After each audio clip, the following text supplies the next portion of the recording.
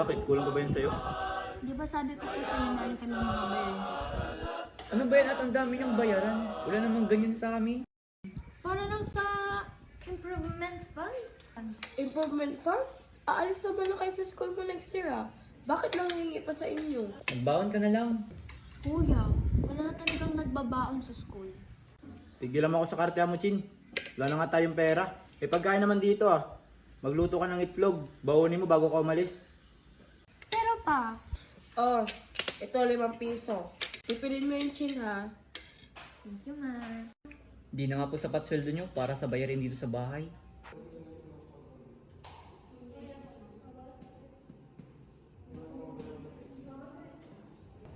Sino ang pwedeng bumoto? 18 pataas ma. Tama! Pero lahat ba ng pwedeng bumoto ay bumoboto? Hindi po. O sige nga, magbigay kayo ng mga ginagawa ng mga kandidato bago sila mahalal. Bibigyan ng bigas. Ipapagawa ng election.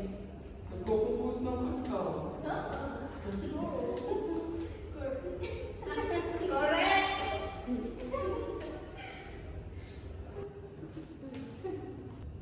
Bumili ng boto.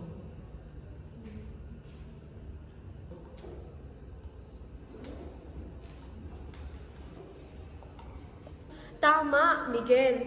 Medyo controversial mang aminin, pero sa ideal na mundo, ang boto natin ay nakabatay sa plataforma at kakayahan ng kandidato. Pero sa realidad, may bumibili ng boto. Eh ma'am, kung hindi tayo magbebenta ng boto natin, paano tayo pipili ng presidente? Ang boto ay isang kontrata. Kapag ibinenta mo, wala ka ng karapatang magreklamo kung anong kapalit nito. Kaya hindi ko gets, ma'am. Kung alam ng mga tao na binibili yung mga boto nila, bakit hindi nila tanggihan? Ano mapapala nila sa 500 kapalit ng hindi tapat na serbisyo or pamawalakan? Dahil mas madaling kumapit sa sigurado kaysa sa malabong pangako ng pagbabago. Di paano tayo makakaahon kung ganun palagi? Kung alam ko lang, Miguel, ang sagot, ako na mismo ang tatakbo.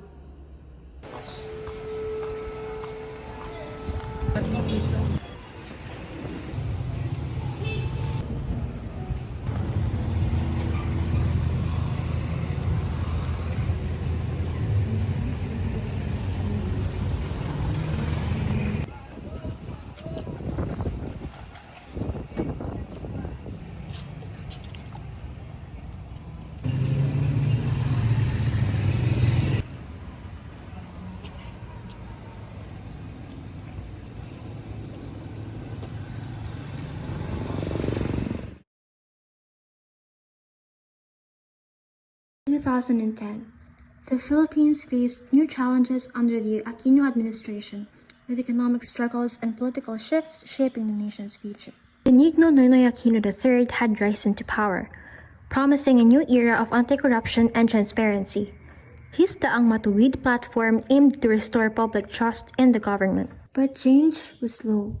While the economy saw steady growth, not all Filipinos felt the benefits. Poverty remained a constant shadow, with over 20% of families still living below the poverty line. In 2013, the Philippines faced a scandal that shook the nation's trust in its leaders. The Priority Development Assistance Fund, or the PDAF scam.